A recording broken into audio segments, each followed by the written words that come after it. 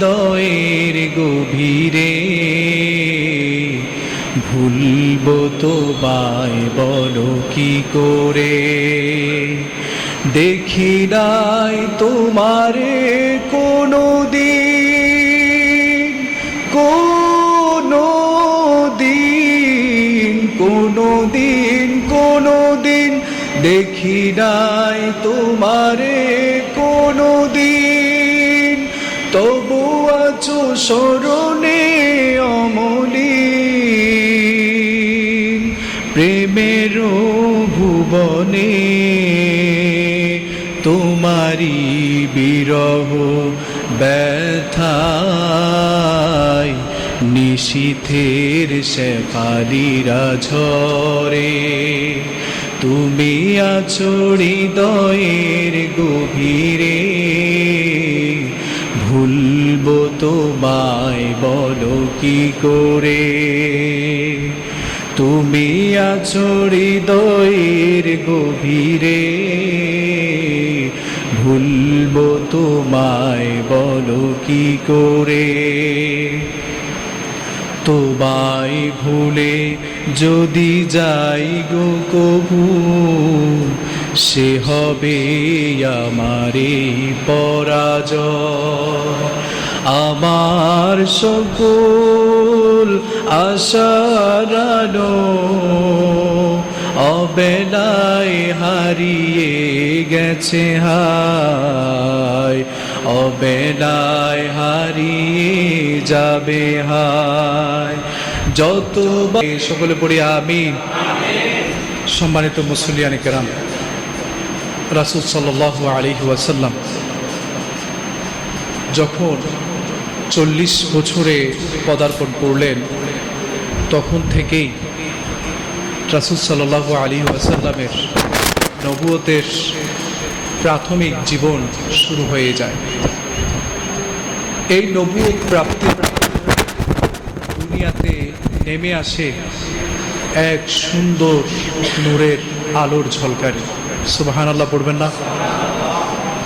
যেই আলো আমরা পেতাম না, যে আলো অন্ধকার ছিল, পুরো দুনিয়া যখন অন্ধকার, যখন জাহেলিয়াতে ভরপুর ছিল, মানুষকে নির্যাতন করা হতো, যে কোনো কিছুতে ঝগড়া বেঁধে যেত, ঝগড়ার মধ্যেই যুদ্ধ বেঁধে যেত। সেই যুদ্ধ ঝগড়া বিবাদের মধ্যেই আল্লাহ তাআলা রহমত হিসেবে যাকে পাঠিয়েছেন তিনি হচ্ছেন মুহাম্মাদুর রাসূলুল্লাহ সাল্লাল্লাহু আলাইহি ওয়াসাল্লাম। সম্মানিত মুসলিয়ানে কেরাম, একজন মানুষ, বিশেষ করে পুরুষ মানুষের বয়স যখন 40 হয়, তখনই তার পরিপূর্ণ বুঝ হয়। পুরুষ মানুষের বয়স যখন 40 হয়, তখন তার পরিপূর্ণ বুঝ হয়। তার আগে কিন্তু পুরুষ মানুষের বুঝ হয় না, পরিপূর্ণ হয় না। এটা কোরআন হাদিস দ্বারা প্রমাণিত। বুঝতে পেরেছেন? বুঝতে পেরেছেন আপনারা? আমরা মনে করি যে 20, 25, 30 বছর হলেই একটা মানুষ পরিপূর্ণ বুঝের হয়ে যায়। আসলে না, তার মস্তিষ্ককে বানিয়ে দেয়া হয়েছে ওরকম করে। একটা মানুষ পরিপূর্ণ বুঝতে গেলে তাকে 40 বছর ওভার করতে হয়। কত বছর?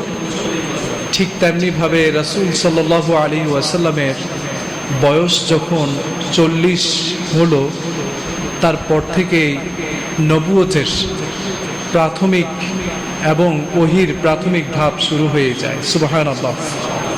আমাদের জন্য আলো আস্তে আস্তে করে আল্লাহর পক্ষ থেকে আসতে শুরু করে। রাসূল করিম সাল্লাল্লাহু আলাইহি ওয়াসাল্লামের বয়স যখন 40 হয়ে যায়, নিজেকে রাসূল কেমন জানি নিজের মধ্যে অনুভব করতেন। সেই জন্যে তিনি জনমানুষের সামনাসামনি তেমন ভাবে থাকতেন না, তিনি অপছন্দ করতে শুরু করলেন। নিজেকে বেশি বেশি করে নির্জন জায়গায় থাকাকে পছন্দ মনে করতেন, কারণ পছন্দ যিনি বানিয়ে দিয়েছেন তিনি কে? এই জন্যে তিনি হেরার যেই প্রান্তর রয়েছে, হেরার যেই পাহাড় রয়েছে, হেরা পাহাড়ের উঁচুতে যে গুহাটি করা হয়েছে, পৃথিবীর ইতিহাসে এখন পর্যন্ত সেই গুহাকে যেই নামে নামকরণ করা হয়েছে, সেই গুহার নাম কি সবাই বলেন? সবাই না বলেন? হেরা গুহা। এটার নাম কি? হেরা গুহা। যেই হেরা গুহাতে ইতিহাস রয়েছে অনেক, যেই হেরা গুহাতে আমার নবীর অনেক জীবন রয়েছে, যেই হেরা গুহাতে রাসূল কতগুলো রাত কাটিয়ে দিয়েছেন, যেই হেরা গুহাতে রাসূল কতগুলো দিন কাটিয়ে দিয়েছেন। এমন যখন 40 বছর পার হয়ে গেল, রাসূল সাল্লাল্লাহু আলাইহি ওয়াসাল্লাম কেমন কেমন জানেন স্বপ্ন দেখতে শুরু করলেন। কি দেখতে শুরু করলেন? কিন্তু রাসূল তো জানতেন না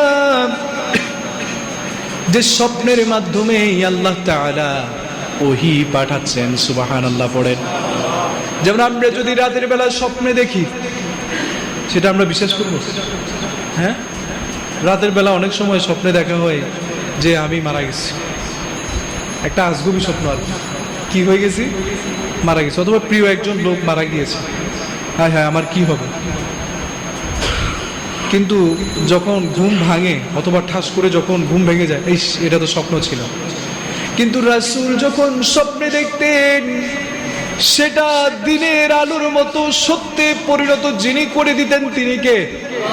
কারণ রাসূল স্বপ্নে দেখতেন, এটা যিনি সত্য বানিয়ে দিতেন তিনি কে? কারণ রাসূল স্বপ্ন দেখেছেন। স্বপ্নে কে দেখেছেন? রাসূল দেখেছেন। নবী রাসূলগণ যেটাই স্বপ্নে দেখেন সেটাই ওহী। যেমনি ভাবে ইব্রাহিম আলাইহিস সালাতু ওয়াস সালাম কুরবানি করছেন, তার প্রিয় জিনিসটা স্বপ্নের মধ্যে দেখছেন। জোরে বলেন, কিসের মধ্যে? স্বপ্নের মধ্যে দেখছেন। এই জন্যে তিনি কি করেছেন? এটা ভেবে নিয়েছেন স্বপ্নের মধ্যে আমি যেহেতু নবী, আল্লাহ তাআলা আমাকে ওহী পাঠাচ্ছেন স্বপ্নের মাধ্যমে, এই জন্যে আমাকে কোরবানি করতে হবে।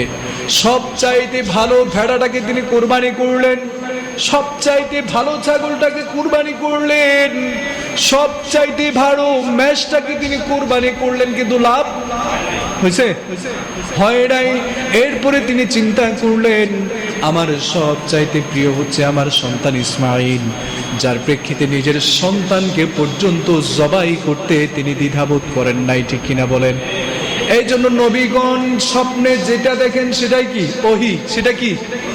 তার মানে নবীগণের স্বপ্নের মাধ্যমে আল্লাহ ওহী পাঠাতেন। কিসের মাধ্যমে? স্বপ্নের মাধ্যমে। এই জন্য ওহী দুই ধরনের হয়ে থাকে। কয় ধরনের? ওহী সাধারণত দুই প্রকারের হয়ে থাকে। কয় প্রকারে? একটা হচ্ছে স্বপ্ন যুগে, আর একটা হচ্ছে বাস্তবে। একটা স্বপ্ন যুগে, আরেকটা কিসে? বাস্তবে, বা চিঠির মতো করে ওহী আনা হতো জিবরাইলের মাধ্যমে। ঠিক তেমনি ভাবে রাসূল সাল্লাল্লাহু আলাইহি ওয়াসাল্লামের ওহী আসতে শুরু করে। প্রথম ধাপ কিসের মাধ্যমে আসতে শুরু করে? কিসের মাধ্যমে আসে? স্বপ্নের মাধ্যমে। আপনাদেরকে বুঝতে হবে এগুলা। যখন স্বপ্নের মাধ্যমে ওহী আসতে শুরু করে, সেগুলো যখন বাস্তবে রূপান্তরিত হয়ে যায়, রাসূল আরো বেশি বেশি ধ্যানে মগ্ন হয়ে যেতেন। এই জন্য তিনি বেশি বেশি করে জনসম্মুখে না গিয়ে তিনি চলে যেতেন হেরা গুহায়। সেখানে নির্জনে দিনকে দিন, রাতকে রাত কাটিয়ে দিতেন। হযরতে খাদিজা রাদিয়াল্লাহু তাআলা আনহা বললেন, তিনি বলছেন রাসূল সাল্লাল্লাহু আলাইহি ওয়াসাল্লামের বয়স যখন 40 হয়, রাসূল ঘরে থাকা পর্যন্ত বন্ধ করে দিতেন। সুবহানাল্লাহ। রাসূল কিছু খাবার এবং কিছু পানীয় নিয়ে চলে যেতেন হেরা গুহায়। সেখানে গিয়ে তিনি ধ্যানে মগ্ন থাকতেন, ইবাদত করতেন। কার? আরো জোরে বলেন, কার? আল্লাহ তাআলার ইবাদত করতেন। ইবাদত করতে করতে দিনকে দিন, রাতকে রাত যখন চলে যায়, খাবার যখন শেষ হয়ে যায়, পানি যখন শেষ হয়ে যায়, আবার তিনি ঘরে আসতেন। আবার এসে খাবার আর পানি নিয়ে আবার কই যেতেন? কোথায় যেতেন? হেরা গুহায় যেতেন। কিসের জন্যে? কার ইবাদতের জন্যে? কার ধ্যানের জন্যে? কারণ তার 40 বছর হয়েছে। নবুয়ত যিনি পাঠাচ্ছেন, যিনি ওহী দিচ্ছেন, তিনি কে? আল্লাহ। এই জন্য রাসূল ধ্যানে বসতেন। এরপর এমন একটা দিন পৌঁছে গেল, এমন একটা সময় পৌঁছে গেল যেই সময়টাতে রাসূল সাল্লাল্লাহু আলাইহি ওয়াসাল্লামের কাছে সরাসরি জিবরাইল আলাইহিস সালাতু ওয়াস সালামকে যিনি পাঠিয়ে দিয়েছেন তিনি কে? আরো জোরে বলেন তিনি কে? জিবরাইল আলাইহিস সালাতু ওয়াস সালাম রাসূলের কাছে এসে বললেন, ওগো রাসূল, ওগো রাসূল আপনি পড়ুন, ওগো রাসূল আপনি পড়ুন। আমার রাসূল বলছেন, আমি তো পড়তে জানি না। আমি পড়তে জানেন? রাসূল পড়তে জানেন না, কিন্তু রাসূলকে যিনি পড়িয়ে দেন তিনি কে? রাসূলকে যিনি জানিয়ে দেন তিনি কে? রাসূলের শিক্ষক দুনিয়ার জমিনে কেউ নয়, বরং আল্লাহ সুবহানাহু ওয়া তাআলাই রাসূলের শিক্ষক। সুবহানাল্লাহ। এই জন্যে রাসূল সরাসরি শিক্ষা অর্জন করেছেন কার কাছ থেকে? আরো জোরে বলেন কার কাছ থেকে? আল্লাহর কাছ থেকে। কারণ এর আগে যত কিছু ছিল, যতজন ছিল, সবাই ছিল জাহিলি যুগের লোক, সবাই ছিল অন্ধকার যুগের লোক। তাকে শিখানোর মতো এমন কোন মানুষের তখনো পর্যন্ত পয়দা হয়নি, বরং আল্লাহ সুবহানাহু ওয়া তাআলা রাসূলকে নিজেই শিক্ষা দান করেছেন। সুবহানাল্লাহ। এই জন্যে রাসূলের শিক্ষক যিনি তিনি কে? আরো জোরে বলেন তিনি কে? আমাদের একটা কাজ করতে হবে, সেটা হচ্ছে আমাদের যে ফাঁক পুকুর যেগুলো আছে এগুলো একটু পূরণ করে বসে যায়, যাতে করে দু একজন লোক আরো একটু বসতে পারে। আমাদের কাতারগুলো আমরা কাতার কাতার বসে যাই।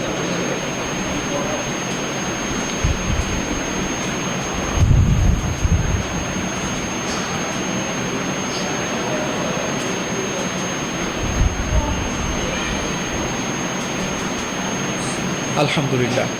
সম্মানিত মুসলিয়ানে কেরাম, রাসূল সাল্লাল্লাহু আলাইহি ওয়াসাল্লামের কাছে জিবরাইল আলাইহিস সালাতু ওয়াস সালাম এসে বললেন, ওগো রাসূল আপনি পড়ুন। রাসূল বললেন, আমি তো পড়তে জানি না। এরপরে জিবরাইল আলাইহিস সালাতু ওয়াস সালাম রাসূল সাল্লাল্লাহু আলাইহি ওয়াসাল্লামকে জড়িয়ে ধরে সজোরে একটা চাপ দিলেন। চাপ দেওয়ার পরে রাসূলকে আবার বললেন, ওগো রাসূল আপনি পড়ুন।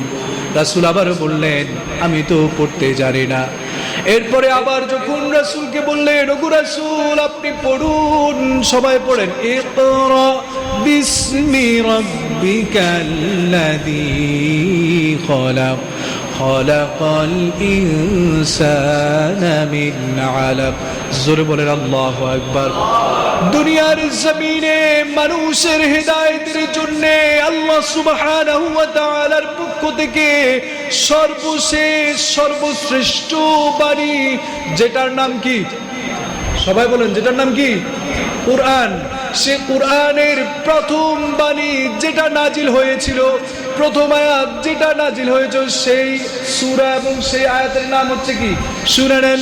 সেই সূরার নাম হচ্ছে সূরা আলাক, সূরা, এবং নাজিল হয়েছিল প্রথমবারের মতো প্রথম দিন 1 থেকে 5 নাম্বার আয়াত পর্যন্ত। 1 থেকে, আরো জোরে বলেন, 1 থেকে। তার মানে প্রথম সূরার নাম কি? সূরাতুল আলাক। প্রথম সূরার নাম কি? সবাই জোরে বলেন, প্রথম সূরার নাম কি? প্রথম রাসূলের কাছে যে সূরা এসেছিল সেই সূরার নাম কি? আলাক।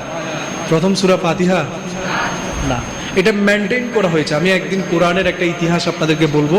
এটাকে সিরিয়াল মেনটেন করা হয়েছে সৌন্দর্যের জন্য, কিন্তু এলোমেলো ভাবে কোরআনটাকে নাজিল করা হয়েছিল। কেন?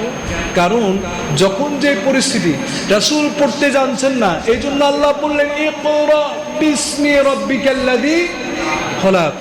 হে নবী আপনি পড়ুন। কার নামে? আরো জোর বলেন, কার নামে? ইকরা মানে পড়তে বলা হচ্ছে, আপনি পড়ুন কার নামে? আল্লাহর নামে। আমরা তো পড়তে বসলে আউযুবিল্লাহ বিসমিল্লাহও পড়ি না। আমরা পড়তে বসলে আউযুবিল্লাহ বিসমিল্লাহ পড়ারও প্রয়োজন মনে করি না। পড়তে বসছি তো বসছি। শুনে রাখো প্রিয় ছাত্র ভাইয়েরা, এবং আমরা যারা কাজ করি, অফিসে আদালতে, যে যেখানে কাজ করি, সবার উদ্দেশ্যে বলছি, যে কোনো কাজে প্রথমে আমরা কি পড়ব?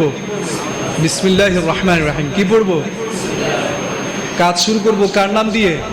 সেটা যেই কাজই হোক না কেন, সেটা যেই কাজই হোক না কেন, আপনার যেই কাজটাই করতে যান না কেন, সেই ক্ষেত্রে আমরা কি পড়ব? বিসমিল্লাহির রহমানির রহিম। আমরা সব সময় পড়বো তো ইনশাআল্লাহ, ভুলবো না তো ইনশাআল্লাহ। খাবার সামনে পেলে তো আবার লোভে পড়ে ভুলে যাবে না তো? হ্যাঁ, বিরিয়ানি আসলো আর কি, কি আসলো? বিরিয়ানি আসলো। বিরিয়ানি যখন আসবে, যখন মুখ দিয়ে যখন কি চলে আসবে, পানি চলে আসবে, তখন আর বিসমিল্লাহ বলতে ভুলে যাব। কেমন ভুলে যাওয়া যাবে? কারণ এটা ভুলে যাওয়া যাবে না, এটা রাসূলের সুন্নাহ। আমি মনে করি এটা প্রত্যেকটা মুসলমানের জন্য প্রত্যেক কাজে বিসমিল্লাহ বলা এটা ওয়াজিবের মতোই বলতে গেলে। বুঝতে পেরেছেন? এই জন্য খাইতে গেলে, পড়তে গেলে, যে কোনো কাজ করতে গেলে আমরা কি বলবো? সবাই জোর বলেন, কি বলবো?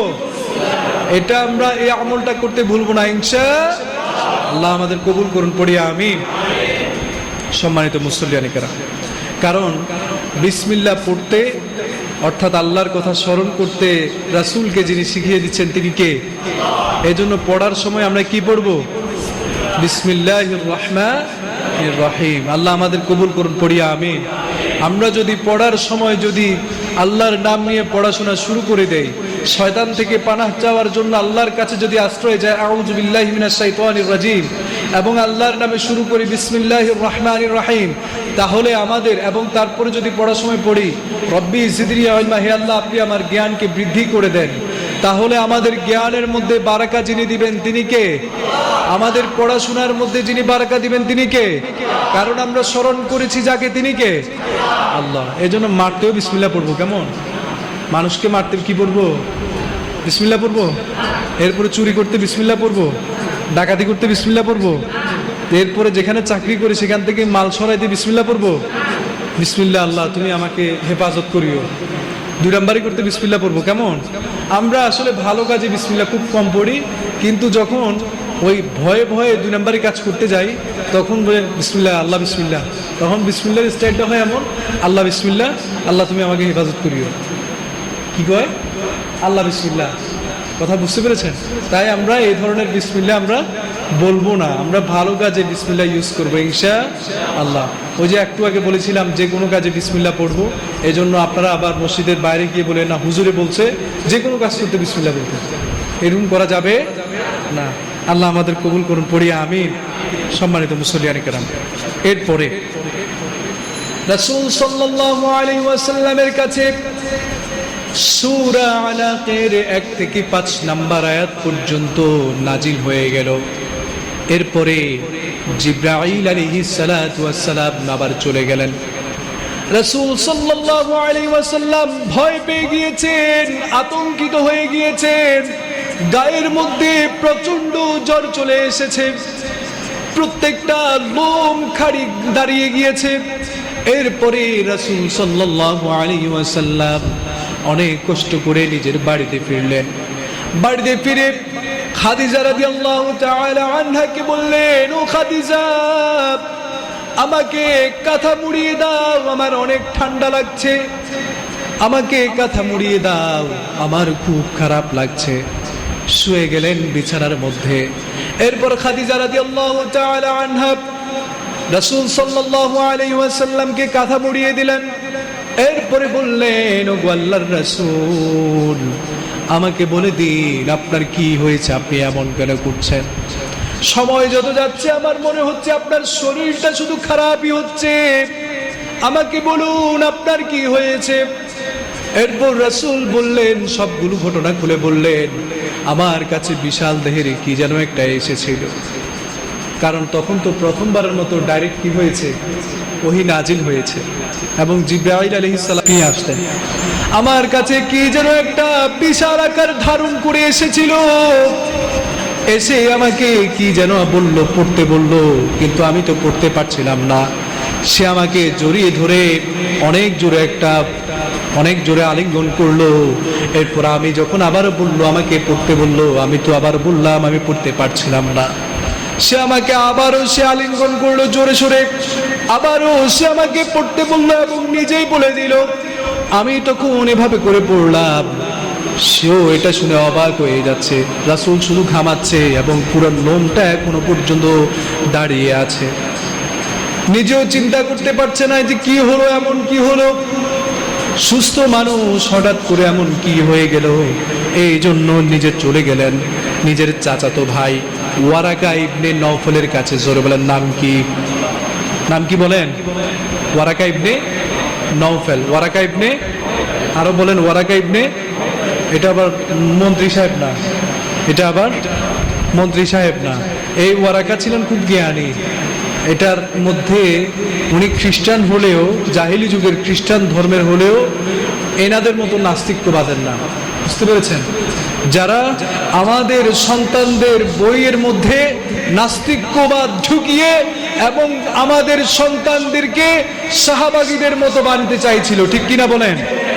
কিন্তু এই ওয়ারাকা ইবনে নওফল সে কিন্তু আবার খ্রিস্টান হলেও তার কিন্তু কি ছিল?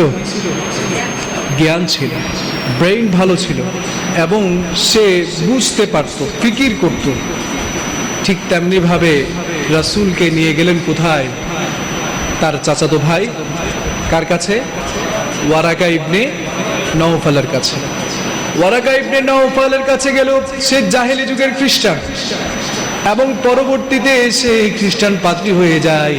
কিন্তু রাসূলকে যে সময়ে নিয়ে যাওয়া হয় সেই সময় তার এতই বয়স হয়েছিল, বয়সের এভারে সে চোখে আর দেখতে পেত না, ঠিক মতো ভালোভাবে কানেও শুনতো না, কোনো রকম সবার সাথে চলাফেরাও ঠিকভাবে করতে পারতো না। কোন রকম ঘরের মধ্যে মানুষের সাথে কথা বলতো, যারা পরামর্শ নিতে আসতো তাদেরকে পরামর্শ দিত। খাদিজা রাদিয়াল্লাহু তাআলা আনহা নিজের স্বামীকে নিয়ে চলে গেলেন তার চাচাতো ভাই ওয়ারাকা ইবনে নওফলের কাছে। গিয়ে বললেন, আমাকে এমন কোন পরামর্শ দাও, দেখো তো আমার প্রাণপ্রিয় স্বামীর কি হয়েছে, কিছুই তো বুঝতে পারছি না, কোনো পরামর্শ তো দাও যাতে করে সে আগের মতো ঠিক হয়ে যায়। রাসূল সাল্লাল্লাহু আলাইহি ওয়াসাল্লাম কেউ আবার এদিকে আবার খাদিজা রাদিয়াল্লাহু তাআলা আনহা সান্ত্বনা দিচ্ছেন, ওগো নবী আপনি চিন্তা করবেন না, আপনি আতঙ্কিত হবেন না, কারণ আল্লাহ তাআলা আপনাকে অপমানিত করবেন না। জোরে বলেন সুবহানাল্লাহ। একজন স্ত্রী একজন স্বামীর প্রতি কতটুকু বিশ্বাস থাকলে, কতটুকু শ্রদ্ধা থাকলে এভাবে করে আল্লাহর কাছে এবং স্বামীকে এভাবে করে সান্ত্বনা দিতে পারে, ঠিক কিনা বলেন না? এটা হচ্ছে স্বামী স্ত্রীর মহব্বত, ঠিক কিনা বলেন? ঠিক যেমনিভাবে খাদিজা রাদিয়াল্লাহু তাআলা আনহাও দিয়েছিলেন।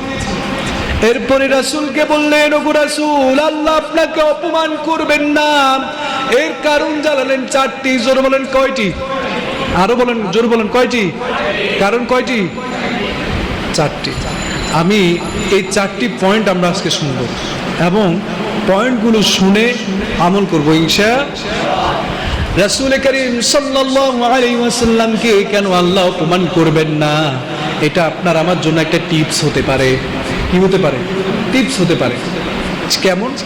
কারণ কেমন এটা যদি আপনি জানতে চান, রাসূল সাল্লাল্লাহু আলাইহি ওয়াসাল্লামকে আল্লাহ অপমানিত করবেন না, এই চারটি টিপস যদি আমরাও যদি গ্রহণ করতে পারি, তাহলে আমার মনে হচ্ছে এই হাদিস থেকে আমাদের শিক্ষা হচ্ছে, আমরাও যদি এই চারটা টিপস গ্রহণ করতে পারি আল্লাহ তাআলাও আমাদেরকে সম্মান দান করবেন। সুবহানাল্লাহ।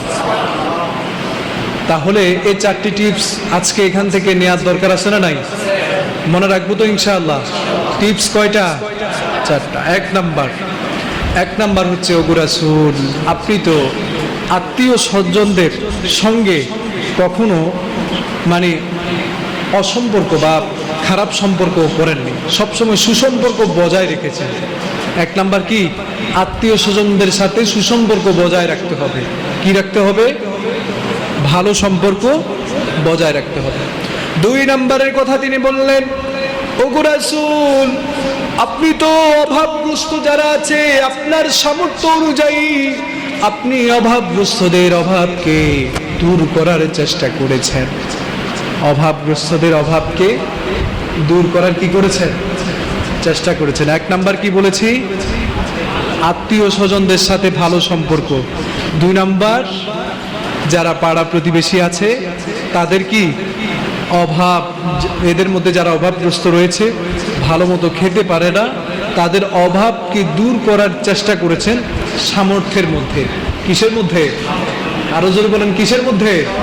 সামর্থ্যের মধ্যে। আপনাদের কিন্তু মুখস্থ করতে হবে এগুলা। 1 নাম্বার কি আবার বলেন তো? সবাই বলেন 1 নাম্বার কি? আত্মীয় স্বজনের সাথে ভালো সম্পর্ক গড়া। সবাই একসাথে আমার সাথে বলেন, আত্মীয় স্বজনের সাথে ভালো সম্পর্ক গড়তে হবে। সবাই বলেন। এটা কয় নাম্বার? 2 নাম্বার টিপস হচ্ছে যে আমার সামর্থ্য অনুযায়ী, বলেন আমার কি অনুযায়ী?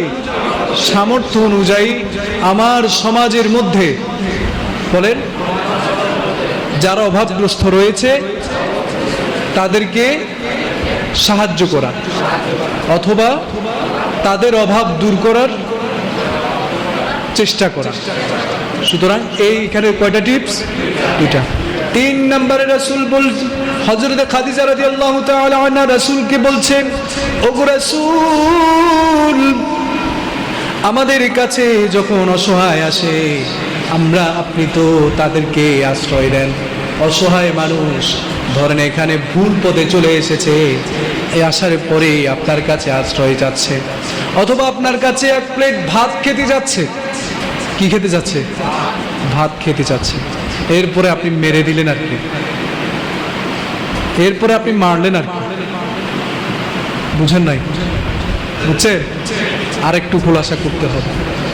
কালকে বাংলাদেশের অক্সফোর্ড খ্যাত সবচাইতে বড় বিশ্ববিদ্যালয়, যার নাম কি? ঢাকা বিশ্ববিদ্যালয়। একটা অসহায় ছেলে সেখানে যে কিনা দোকানদারের কাছ থেকে খুঁজে খুঁজে খাবার খায়, সে গিয়েছিল খুঁজে খাবার খাওয়ার জন্য। যার পরে কোনো একটা লোক কুৎসা রটাই দিছে যে এ চোর, এ কি চোর। চোর সাব্যস্ত করে ওই জানোয়ার, মানুষরূপী বহুরূপী জানোয়ার মানুষদের কাছে, কিছু ছাত্রছাত্রীদের কাছে তারা কি করেছে? কুৎসাটা রটাই দিয়েছে। আর তারাও এতই জ্ঞানী, জ্ঞানের বশে থাকতে না পেরে এতই পাওয়ার তাদের, একটা মানুষকে পিটাচ্ছে, চোরকে পিটাচ্ছে। কাকে? কাকে পিটাচ্ছে? চোরকে পিটাচ্ছে। চোর যখন হাউমাউ করে কাঁদতে কাঁদতে বলল, আপনারা আমাকে মারেন, সমস্যা নাই, তবে আমি খুব ক্ষুধার্ত, আমাকে কিছু খাওয়ান, আমি ভাত খেতে চাই। ভাত খাওয়ানোর জন্য কয়েকটা ছাত্রছাত্রী রাজি হল। রাজি হওয়ার পরে ভাতও দেওয়া হলো। এরপরে এক সাইড থেকে শোনা যাচ্ছে যে ভাত তো খাচ্ছিস, ভাত কেমন খাইতে? বলতেছে যে আলহামদুলিল্লাহ, অনেক ভালো, আলহামদুলিল্লাহ অনেক ভালো। তার একটা জিনিসের মধ্যে আমি একটা ভালো দিক খুঁজে পেয়েছি, যে এত বিপদের মধ্যে থেকেও সে জানে তার সামনেও বিপদ, পিছনেও বিপদ থেকে একটু বের হয়ে এসেছে। এই বিপদের মধ্যেও সে যার প্রশংসা করেছে তার নাম কি? সে খাবার খেতে খেতে বলেছে আলহামদুলিল্লাহ, খাবার অনেক ভালো। খাবারটা শেষ করতে পারে নাই পুরোপুরি, ঝোলটা তার এখনো সে প্লেটের মধ্যে ছিল। আবার তাকে ধরে এনে উদাম পিটানোর পরে, শেষমেশ পিটাতে পিটাতে মারা যাওয়ার পরে পর্যন্ত তাকে মারা হয়েছে। ইন্না লিল্লাহি ওয়া ইন্না ইলাইহি রাজিউন। তাহলে আমরা অসহায় মানুষের সাথে এমন করব? আর আমরা অসহায় মানুষের সাথে এরকম করার পরে আমরা চিন্তা করি আল্লাহ আমাদেরকে সম্মান দান করবেন। হ্যাঁ, আমরা আমাদেরকে সম্মান দান করবেন। এখনো যারা মানুষকে মানুষ হিসেবে বিবেচনা করতে পারে না, তাদের ভুলে গেলে চলবে না।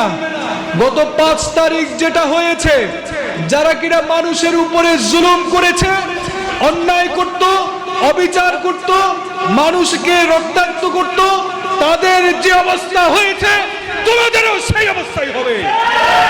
সুতরাং যারা এখনো তোমরা মনে করছো যে আগে যেগুলো করেছে তাদের মতো আমরাও এখন করব, তোমাদেরকেও ছাড় দেয়া যাবে। জনগণকে তাদেরকে পিটিয়ে ছাল তুলে এবং কি সম্মুখে এনে তাদের বিচার করতে হবে, ঠিক কিনা বলেন? এদের যদি জনসম্মুখে বিচার না হয় তাহলে বাংলার জমিনে আরো এরকম অসংখ্য অসংখ্য মানুষকে সন্দেহ করে পিটিয়ে মেরে ফেলবে, ঠিক কিনা বলেন? এর আগে আমরা দেখেছি আবরারকে শিবির সন্দেহ করে ভারতের বিরুদ্ধে যখন সে বলেছে, পানির বিরুদ্ধে যখন সে বলেছে, তখন তাকে শিবির সন্দেহে যারা হত্যা করেছিল, আজকেও তারা সেভাবে করে আমাদের জনসম্মুখে ঢুকে ঢুকে মানুষের মধ্যে কুৎসা রটনা করে করে মানুষকে ধোঁকা দিয়ে এবং কি মানুষকে ধোঁকা দিয়ে এই সরকার এবং এই ছাত্র সমাজ, যুব সমাজকে তারা কলঙ্কিত করতে চায়, ঠিক কিনা বলেন? সুতরাং তাদেরকে জনসম্মুখে বিচার করতে হবে, ঠিক কিনা বলেন? এদের যদি বিচার না করা হয় তাহলে ভবিষ্যৎ বাংলাদেশ আরো অন্ধকারের দিকে চলে যাবে। সুতরাং আল্লাহ তাদেরকে বিচার করবেন, আমরাও চাই তাদের এই বাংলার জমিনে বিচার হোক। আল্লাহ কবুল করুন, পড়ি আমিন। এবং যাকে আল্লাহ দুনিয়ার জমিন থেকে নিয়ে চলে গেছেন সেই ভাই, অসহায় ভাইকে আল্লাহ জান্নাত নসিব করুন, পড়ি আমিন।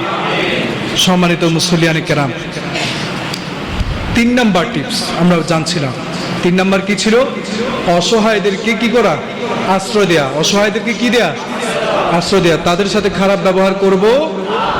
কেউ যদি আপনার কাছে অসহায় হয়ে রাস্তা জানতে চায়, যে রাস্তা চিনছে না, রাস্তা জানতে চায়, ভুল রাস্তা দেখা দিব? ভালো রাস্তা যেটা, সঠিক রাস্তা যেটা, আমরা সেটাই দেখা দিব ইনশাআল্লাহ। এরপরে 4 নাম্বার হচ্ছে যে রাসূল সাল্লাল্লাহু আলাইহি ওয়াসাল্লাম অতিথি যারা আসতেন, মেহমান যারা আসতেন, তাদেরকে খুব ভালোভাবে আপ্যায়ন করতেন। তাদেরকে খুব ভালোভাবে কি করতেন? আপ্যায়ন করতেন। সুতরাং অতিথি দেখলে, মেহমান দেখলে আপনারা ঘাবড়াবেন না। আপনারা কি করবেন না? ঘাবড়াবেন না। আলহামদুলিল্লাহ, আপনাদের কাছে আমি আজকে এত মাস এসেছি যে এখনো নিজেকে মেহমান মনে হয়। এখনো নিজেকে মেহমান মনে হয় যে কোনো ভাইয়ের সাথে দেখা হলো, কোনো মুসল্লিদের সাথে দেখা হলো, আমাকে বারবার জিজ্ঞেস করে, বারবার বলে যে নাস্তা করতে, চা খাইতে। আপনাদের মেহমানদারিতা আলহামদুলিল্লাহ চট্টগ্রামের মানুষ, এবং এখানে তো যেহেতু এই মহল্লায় আমি দেখেছি চট্টগ্রামের মানুষের সাথে ময়মনসিংহের মানুষ অনেক বেশি, তাদের সাথেও আমার পরিচয় হলো আলহামদুলিল্লাহ। তারাও আলেম ওলামাকে অনেক পছন্দ করে। আল্লাহ তাআলা আমাদের এই ভালোবাসাগুলোকে কবুল আর মঞ্জুর করুন, পড়ি আমিন। এবং আমাদেরকে আল্লাহ তাআলা সারা জীবন যতদিন দুনিয়ার জমিনে বাঁচিয়ে রাখবেন ততদিন পর্যন্ত আল্লাহ তাআলা আমাদেরকে সৎ এবং ভালোভাবে থাকার এবং আমাদেরকে সম্মানের সহিত বেঁচে থাকার তৌফিক দান করুন, পড়ি আমিন। আর একটু বলেই শেষ করে দিচ্ছি। রাসূল সাল্লাল্লাহু আলাইহি ওয়াসাল্লামকে সান্ত্বনা দিচ্ছেন কে? খাদিজা রাদিয়াল্লাহু তাআলা আনহা। আমরা সকলেই মসজিদের জন্য দান করব ইনশাআল্লাহ। এর ফাঁকে আমরা আলোচনা শেষ করে দিব। রাসূল সাল্লাল্লাহু আলাইহি ওয়াসাল্লামকে সান্ত্বনা দিয়েছেন, ওগো রাসূল, আল্লাহ তাআলা আপনাকে অপমান করবেন না, কারণ আপনার মধ্যে গুণ কয়টি ছিল? কয়টি গুণ? 4টি গুণ ছিল। এই 4টি গুণ আমরা যেগুলো জেনেছি সেগুলো। এরপরে রাসূলকে বললেন, ওগো রাসূল, আপনি চিন্তা করবেন না, সব ঠিক হয়ে যাবে। এরপরে চাচাতো ভাই ওয়ারাকা ইবনে নওফালকে বললেন, আমার স্বামী কি হয়েছে আপনি একটু সলভ করে দেন, ঠিক করে দেন, যা হয়েছে আপনি আমাকে যদি পরামর্শ দেন সব ঠিক হয়ে যাবে। এরপরে ওয়ারাকা ইবনে নওফাল তিনি রাসূল সাল্লাল্লাহু আলাইহি ওয়াসাল্লামের কাছে ঘটনা জানতে চাইলেন।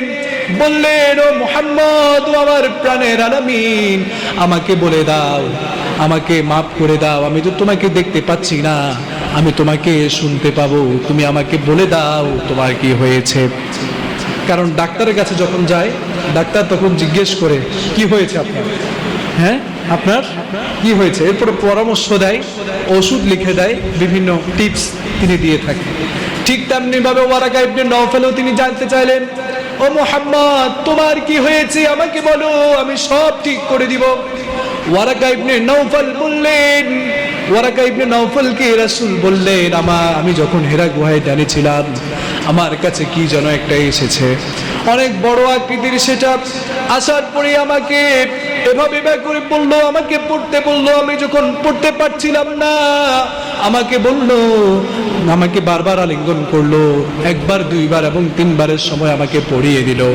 পড়িয়ে দেওয়ার পরে আমি অনেক ইতস্তত বোধ করলাম, আতঙ্কিত হয়ে গেলাম। আমার গায়ের পশমগুলো এভাবে করে দাঁড়িয়ে গিয়েছে। আমার জীবনে আমার এরকম কোনো ঘটনা ঘটেনি। এর আগে আবার আমি যখন যেটা স্বপ্নে দেখতাম, স্বপ্নে দেখার সাথে সাথে সেটা প্রতিফলন যিনি করতেন তিনি কে? এগুলো শোনার পর ওয়ারাকা ইবনে নওফল তো বুঝছিলেন, কারণ সে তো জ্ঞানী। সে কি জ্ঞানী, আবার মনোবিজ্ঞানী। সে আবার কি মনোবিজ্ঞানী। সে আবার ছিল খ্রিস্টান।